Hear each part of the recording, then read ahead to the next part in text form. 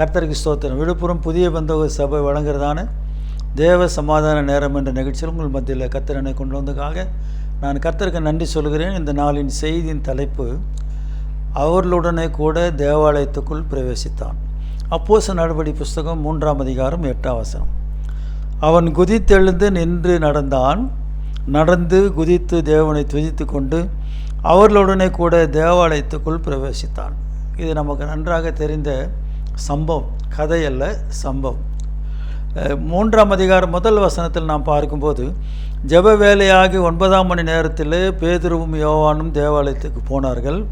2ஆம் வசனம், அப்போது தாயின் வயிற்றில் இருந்து சப்பானியாய் பிறந்த ஒரு மனுஷனை சுமந்து கொண்டு வந்தார்கள். தேவாலயத்தில் பிரவேசிக்கும் இடத்தில் பிச்சை கேட்கும்படி நாடோறும் அவனை அலங்கார வாசல் எனப்பட்ட தேவாலய வாசல் அண்டிலே வைப்பார்கள். கர்த்தருக்கு ஸ்தோத்திரம். இந்த 1 வசனத்தில் நாம் பார்க்கும்போது, ஜெப வேலையாகி 9ஆம் மணி நேரத்தில் பேதுருவும் யோவானும் தேவாலயத்துக்கு போனார்கள். அங்கே தேவாலயத்துக்கு போகிற வேலையில் அங்கே அநேகர் தேவாலயத்துக்கு வந்திருப்பார்கள். அநேகர் போக்குவரத்தாக இருப்பார்கள். அநேக காரியங்களுக்காக ஆண்டோடைய சமூகத்தை தேடுவார்கள். பழைய ஏற்பாட்டு காலத்தில் நாம் பார்க்கும்போது பண்டிகை காலங்கள் போது விசேஷமாக இருக்கும். அந்த பண்டிகை நாட்களில் பொதுவாக 6 நாட்களில் திருவிழா மாதிரி இருக்கும். அப்படிப்பட்ட நாட்களில் இன்றைக்கு கூட நம்ம கோயில்களில் பார்க்கும்போது, நிறைய இடங்களில் பார்க்கும்போது யாசகம் கேட்கிறவர், பிச்சை கேட்கிறவர்கள் உட்கார்ந்துருப்பாங்க. கர்த்தருக்கு ஸ்தோத்திரம். இங்கே ஒரு மனுஷன் இருந்தார். 2ஆம் வசனத்தில், அப்போது தன் தாயின் வயிற்றிலிருந்து சப்பானியாய் பிறந்த ஒரு மனுஷனை சுமந்து கொண்டு வந்தார்கள். கர்த்தருக்கு ஸ்தோத்திரம். அவனால் நடந்து வர முடியாது.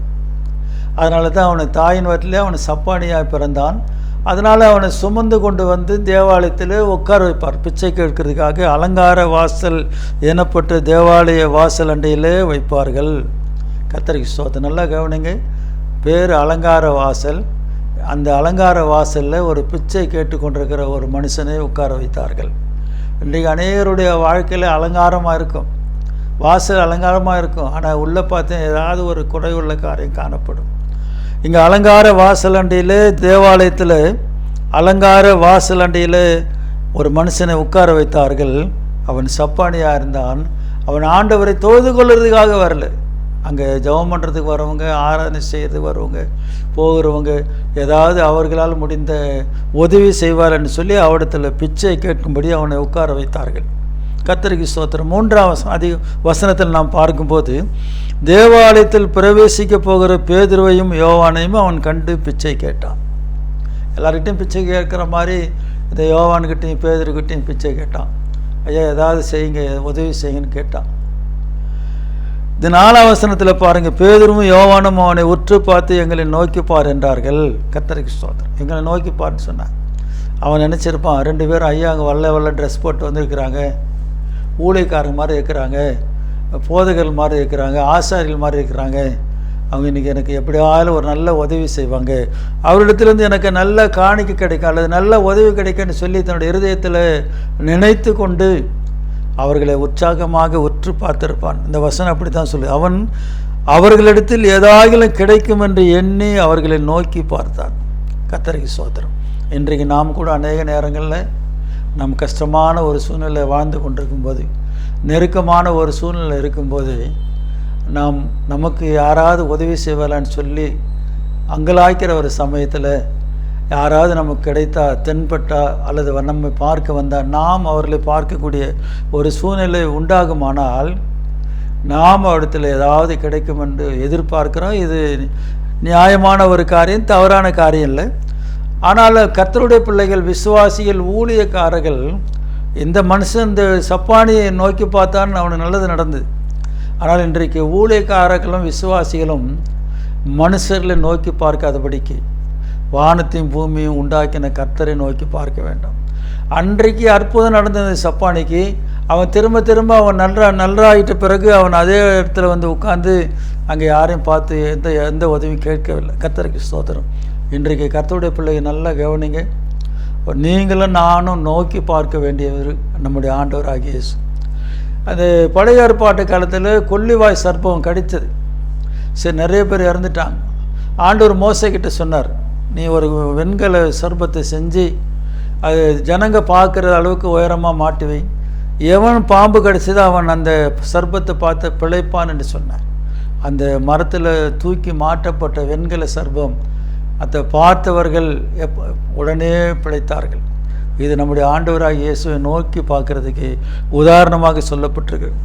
அந்த பேதுருவும் யோவானை அவன் நோக்கி பார்த்தான். அவன் அவரிடத்தில் ஏதாகிலும் கிடைக்கும் என்று எண்ணி அவர்கள் நோக்கி பார்த்தான். 5ஆம் வசனத்தில் 6ஆம் வசனத்தில், அப்போது பேதுரு, வெள்ளியும் பொன்னும் என்னிடத்தில் இல்லை, என்னிடத்தில் உள்ளதை உனக்கு தருகிறேன், நசரேயனாகிய இயேசு கிறிஸ்துவின் நாமத்தினால் எழுந்து நட என்று சொல்லி வலது கையினால் அவனை பிடித்து தூக்கிவிட்டான். உடனே அவனுடைய கால்களும் கரடுகளும் பலன் கொண்டது. எனக்கு அன்பானவரில் இந்த பேதுருவும் யோவானும் தேவாலயத்தில் பிரவேசிக்கும் போது அந்த நடந்த சம்பவத்தை இங்கே சொல்லப்பட்டிருக்கு. அந்த சப்பானி இவரிடத்தில் ஏதாவது கிடைக்கும் என்று சொல்லி எதிர்பார்த்தான். ஆனால் அவன் எதிர்பார்த்தது வெள்ளியும் பொன்னும். இங்கே பேதுரு சொல்கிறார். அப்போது பேதுரு, வெள்ளியும் பொன்னும் என்னிடத்தில் இல்லை, என்னிடத்தில் இல்லை என்றார். ஒருவேளை யோவான்கிட்ட இருந்திருக்கலாம். வெள்ளி என்கிட்ட இல்லை, பொண்ணு என்கிட்ட இல்லை, என்னிடத்தில் உள்ளதை உனக்கு தருகிறேன், நசரேயனாகிய இயேசு கிறிஸ்துவின் நாமத்தினால் நீ எழுந்து நட என்று சொல்லி வலது கையினால் அவனை பிடித்து தூக்கிவிட்டான். உடனே அவனுடைய கால்களும் கரடுகளும் பலன் கொண்டது. எனக்கு அன்பானவர்களே, ஆண்டவராகிய இயேசு கிறிஸ்துவனுடைய நாமத்தினாலே பேதுரு ஜெபம் பண்ணானா, ஜெபம் கூட பண்ணல, அவனுடைய கையை பிடிச்சி தூக்கி விட்டான். இயேசு கிறிஸ்துவ நாமத்தினாலே எழுந்து நட என்று சொல்லியிருக்கணும். கர்த்தருக்கு ஸ்தோத்திரம். என்னிடத்தில் உள்ளதை உனக்கு தருகிறேன், நசரேயனாகிய இயேசு கிறிஸ்துவ நாமத்தினாலே நீ எழுந்து நட என்று சொல்லி அவன் வலது கையினால் அவனை பிடித்து தூக்கிவிட்டான். உடனே அவனுடைய கால்களும் கரடுகளும் பலன் கொண்டது.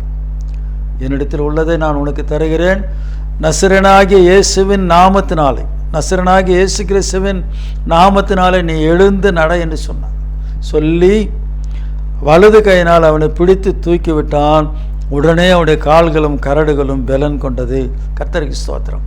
அண்ணா, எனக்கு அன்பானவர்களே, இன்றைக்கி நாம் ஜெபம் பண்ணுறோம். இன்றைக்கி அநேக காரியங்கள் நடக்குது, அநேக காரியங்கள் நடக்க மாட்டேங்குது. அன்றைக்கி பேதுரு ஜெபம் பண்ணினார், நடந்தது, சப்பானியாய் பிறந்தோம். நீங்கள் பின்னாடி பார்க்கும்போது அவனுடைய அந்த மனுஷனுடைய வயது 40ன்னு வேத புஸ்தகம் சொல்லுகிறது. அந்த 40 வயசு உள்ள மனிதனை அவர் தூக்கி கொண்டு வந்து தேவாலயத்தினுடைய அலங்கார வாசல் அண்டியில் வைப்பார்கள். அவன் தினந்தோறும் பிச்சை கேட்டு ஜனங்கக்கிட்ட கேட்டு அவர்களுக்கு கொடுக்கறத வாங்கி அதை வைத்து அவன் பிழைப்பு நடத்தியிருப்பான். கர்த்தருக்கு மகிமை உண்டாகும். ஆனால் பேதுருவும் யோவானும் அன்றைக்கு ஆண்டவர் அங்கே அனுப்பினார். அனுப்பினது நோக்கம் அந்த சப்பானியுடைய கால்கள் பலன் கொள்ள வேண்டும், அவன் எழுந்து நடக்க வேண்டும். இந்த நோக்கத்துக்காகத்தான் ஆண்டவர் பேதுருவும் யோவானை அன்றைக்கு ஜெப ஆலயத்துக்கு அனுப்பினார். கர்த்தருக்கு ஸ்தோத்திரம். 8ஆம் வசனம், அவன் குதித்தெழுந்து நின்று நடந்தான், நடந்து குதித்து தேவனை துதித்து கொண்டு அவர்களுடைய கூட தேவாலயத்துக்குள் பிரவேசித்தான். இன்றைக்கு நீங்கள் கூட நாம் கூட அநேகருக்கு ஜெபம் பண்ணுறோம், அநேக வியாதிகளுக்காக ஜெபம் பண்ணுறோம், அநேகர்களுக்காக பிசாசு பிடித்தவர்களுக்காக ஜெபம் பண்ணுறோம். வியாதிஸ்தர்கள் சுகமாகறாங்க.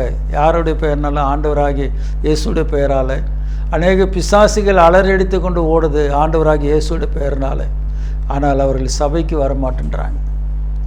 இன்றைக்கு அநேகர் ரட்சிக்கப்படுறாங்க, மனம் திரும்புகிறாங்களா, அவர் வியாதியிலேருந்து சுகமாகறாங்க, நல்ல அவர்களுக்கு ஆசீர்வாதம் கிடைக்குது.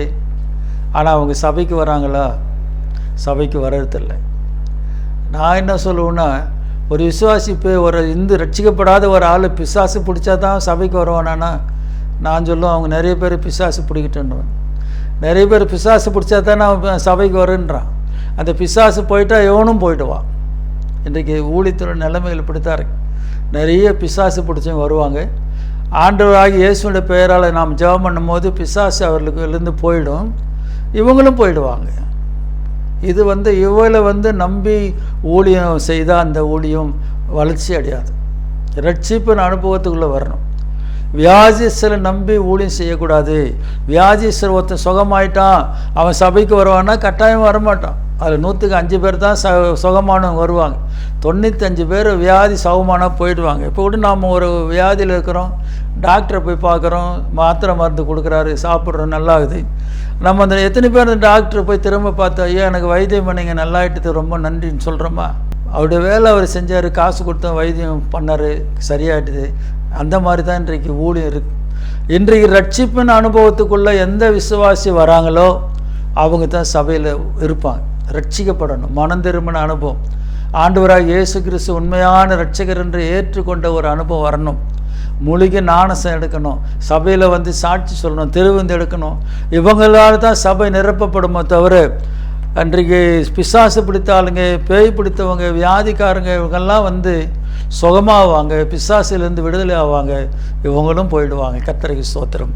ஆனால் இந்த மனுஷன் சப்பானியாக இருந்தவன், அவன் பாருங்க 8ஆம் வசனத்தில், அவன் குதித்தெழுந்து நின்று நடந்தான், நடந்து குதித்து தேவனை துதித்து கொண்டு அவர்களுடன் கூட தேவாலயத்துக்குள் பிரவேசித்தான். கர்த்தருக்கு ஸ்தோத்திரம். 9ஆம் வசனம், அவன் நடக்கிறதையும் தேவனை துதிக்கிறதையும் ஜனங்கள் எல்லாரும் கண்டு தேவாலயத்தின் 10ஆம் வசனம், அலங்கார வாசல் அண்டையில் பிச்சை கேட்க உட்கார்ந்திருந்தவன் இவன்தான் என்று அறிந்து அவனுக்கு சம்பவித்ததை குறித்து மிகவும் ஆச்சரியப்பட்டு பிரமித்தார்கள். கர்த்தருக்கு ஸ்தோத்திரம். ஆகவே எனக்கு அன்பானவர்ல, இந்த சப்பானி ஆண்டவர் இயேசுவோட பெயரை சொல்லி பேதுருவும் யோவானும் ஜெபம் கூட பண்ணலை. பேதுரு சொல்கிறார், ஒரே வசனம் அந்த வார்த்தை தான் சொல்கிறார். 6ஆம் வசனத்தில், அப்போது பேதுரு, வெள்ளியும் பொன்னும் இடத்தில் இல்லை, என்னிடத்தில் உள்ளதை உனக்கு தருகிறேன், நசரனாகி இயேசு கிறிஸ்துவின் நாமத்தினாலே நீ எழுந்து நட என்று சொல்லி. இது ஜெபம் இல்லை, செயல். ஜெபிக்கிறேன்னு சொல்லி அப்படி கையை வச்சு அவர் ஜெபம் பண்ணலை. பாருங்கள், ரொம்ப தெளிவாக சொல்லப்பட்டிருக்கிறது. உனக்கு தருகிறேன், நசரனாகி இயேசு கிறிஸ்துவின் நாமத்தினாலே நீ எழுந்து நட என்று சொல்லி வலது கையினால் அவனை பிடித்து தூக்கிவிட்டான். கர்த்தருக்கு ஸ்தோத்திரம். அவனை தூக்கிவிட்டான். உடனே அவனுடைய கால்களும் கரடுகளும் பலன் கொண்டது. அவன் குதித்து எழுந்து நின்று நடந்தான். கர்த்தருக்கு ஸ்தோத்திரம். இன்றைக்கு அநேகர் ஜெபம் பண்ணுவாங்க, தலைமையில கையை வச்சு அவங்கள ஒரு ஆட்டி அவரை போட்டு உலுக்கி எடுத்துருவாங்க.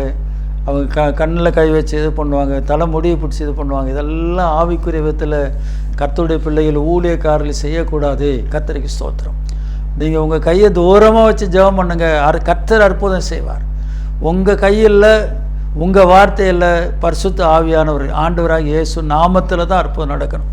இந்த வசனத்தில் பேதுரு சொல்கிறார், என்னிடத்தில் உள்ளதை உனக்கு தருகிறேன், நசரனாகி இயேசு கிறிஸ்துவின் நாமத்தினாலே நீ எழுந்து நட என்று சொல்லி வலது கையினால் அவனை பிடித்து தூக்கி விட்டான். கர்த்தருக்கு ஸ்தோத்திரம். அவனை தூக்கி விட்டான், வலது கையினால் பிடித்து அவனை தூக்கி விட்டான். உடனே அவனுடைய கால்களும் கரடுகளும் பலன் கொண்டது. 40 வருஷமாக நடக்க முடியாதவன் எழுந்து, பாருங்க 8ஆம் வசனம், அவன் குதித்து எழுந்து நின்று நடந்தான், நடந்து குதித்து தேவனை துதித்து கொண்டு அவர்களுடைய கூட தேவாலயத்துக்குள் பிரவேசித்தான். இதுதான் உண்மையான ரட்சிப்பு, மனம் திரும்பின அனுபவம். சகேயு வீட்டில் இயேசு வந்து இன்றைக்கு இந்த வீட்டுக்கு ரட்சிப்பு வந்துன்னு சொன்னார். சகேயு நான் யார்கிட்டயா அநேகமாக வாங்கியிருந்தேன், 4 மடங்கு தருகிறேன். இதுதான் உண்மையான ரட்சிப்பு. நான் ரட்சிக்கப்பட்ட நிறைய பேர் ஏமாற்றிட்டு இருந்தேன், ரட்சிப்பு எப்படி இருக்கும்? பொய் சொல்லியிருந்தேன், ரட்சிப்பு எப்படி இருக்கும்? மற்றவர்கள அநியாயம் பண்ணியிருந்தேன், ரட்சிப்பு எப்படி இருக்கும்? அது ரட்சிப்பு ஆகாது. கர்த்தருக்கு ஸ்தோத்திரம். ஆகவே இந்த சப்பானி நடந்தான், குதித்து எழுந்தான், நடந்தான், தேவாலயத்துக்குள்ளே போனான், கர்த்தரை மகிமைப்படுத்தினான். கர்த்தருக்கு ஸ்தோத்திரம். இப்படிப்பட்ட அனுபவத்துக்குள்ளே கர்த்தர் உங்களை நடத்துவாராக. நம் ஜெபிக்கிற ஆட்களை நடத்துவாராக. கர்த்தருக்கு ஸ்தோத்திரம். நாம் ஜெபம் பண்ணுவோம். ஆண்டவரே, இந்த நிகழ்ச்சிக்காக நன்றி செலுத்துகிறோம். அந்த சப்பானி ஆண்டவரே, பேதுரு தூக்கி விட்ட போல் வெள்ளியும் பொண்ணும் இடத்துல இல்லை, என்னிடத்தில் உள்ளதை உனக்கு தருகிற நசரனாகிய இயேசு கிறிஸ்து நாமத்தில் நீ எழுந்து நட என்று சொன்னான். ஆண்டவர் அவன் எழுந்து, அவன் கையை தூக்கி விட்ட போது அவன் எழுந்து நடந்து குதித்து ஆண்டவரே உம்மை துதித்து கொண்டு தேவாலயத்துக்குள் அவர்களோடு கூட பிரவேசித்தான். ஆண்டவர் எப்படிப்பட்ட ஒரு வல்லமையான காரியம், அற்புதமான சுகம் ஆண்டவர் இன்றைக்கு அநேகருடைய வாழ்க்கையில் நடக்கும்படி உதவி செய்யும். இந்த செய்தியை பார்த்து கொண்டிருக்கிற மக்களுடைய வாழ்க்கையில் நடக்கட்ட ஆண்டவர், ஊழியக்காரர்கள் மூலமாக நடக்கட்ட ஆண்டவர், விசுவாசிகள் மூலமாக நடக்கட்ட ஆண்டவர். தொடர்ந்து இந்த நிகழ்ச்சியை ஆசீர்வதியும். ஒளிபரப்பு கொண்டிருக்கிற ஜாய் டி நிறுவனத்தை ஆசீர்வதியும். நிறுவனருக்கு வேண்டிய நல்ல சுகம் எல்லத்தாரும் பணிபுரித்த நம்முடைய பிள்ளைகளை ஆசீர்வதியும். தொடர்ந்து கனம் துதி மகிமெல்லாம் உமக்கு தருகிறோம். இயேசுவின் நாமத்தில் கேட்கிறோம் பிதாவே, ஆம். கர்த்தர் உங்களை ஆசீர்வதிப்பாராக. God bless you.